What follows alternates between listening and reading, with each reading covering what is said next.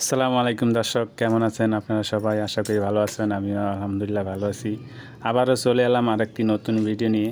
আজকে আমি আপনাদেরকে দেখাবো বর্ষাকালে মানুষ কীভাবে লম্বা রিং জাল, যেটা আমাদের এলাকায় বলে, সেই জাল দিয়ে কীভাবে মাছ ধরে, সেই জালের সম্পূর্ণ ভিডিও আমি আজকে আপনাদেরকে দেখাবো।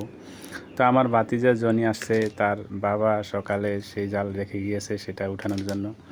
আসার পরই জনি পানিতে নেমে যায়, নেমে আস্তে আস্তে শুরু থেকেই জালটি শেষ পর্যন্ত দেখার চেষ্টা করে। এর মাঝে একটা ঘটনা ঘটলো, সেটা হচ্ছে যে প্রথমেই জনি বুঝতে পারে না আমি তার ভিডিও করতেছিলাম।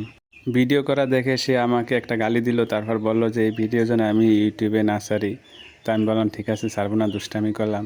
তারপর সে আস্তে আস্তে তার জাল দেখা শুরু করে দিয়েছে এবং দেখতেছে।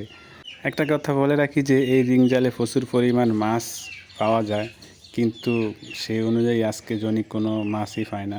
আপনাদেরকে দেখাবো শেষে যে কী পরিমাণ মাছ জনি পেয়েছে। তো যাই হোক, আস্তে আস্তে জনি দেখতে দেখতে শেষের দিকে আসছে। দেখে ওর মনটা খারাপ হয়ে গেল আর বললো যে এখানে মাছ নাই, তারপরেও এটা ওর বাপে রাখছে, এই জন্য উঠিয়ে নিয়ে যাবে। কারণ অনেক কষ্ট হয় একটা জাল দেখতে, ভাতিজা অসুস্থ মানুষ, তারপরও দেখতেছে।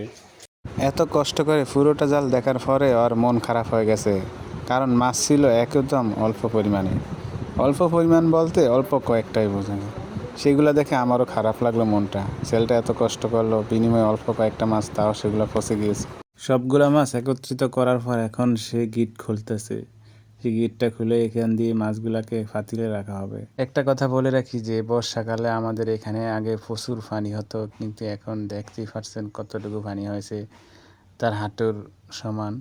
কিন্তু একটা সময় এখানে আমরা ডুবাইতাম, গোসল করতাম, সাঁতার কাটতাম, কত কী করতাম। এখান দিয়ে নৌকা চলতো, তখন তো অনেক পানি থাকতো, পানি উঠতো বর্ষাকালে।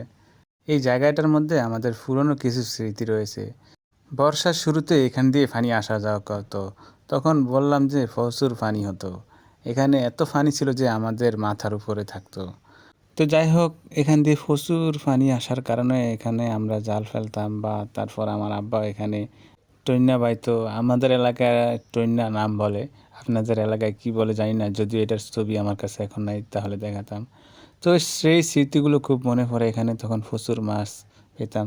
ও, আপনাদেরকে বলেছিলাম জনি কতগুলো মাছ পেয়েছে সেগুলো দেখাবো। এখন দেখেছেন আপনারা যে জনি কয়েকটা মাছ পেয়েছে। থাক, মন খারাপের কিছু নেই, আজকে কম পেয়েছে, হয়তো বা আগামীকাল আরও বেশি পাবে। দেখা যাক আল্লাহ কী রাখে।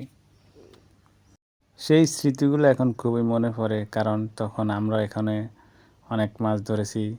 কত ভালো লাগছে সেখানে মাছ ধরতে গিয়ে, তারপর প্রচুর মাছ পেতাম তখন।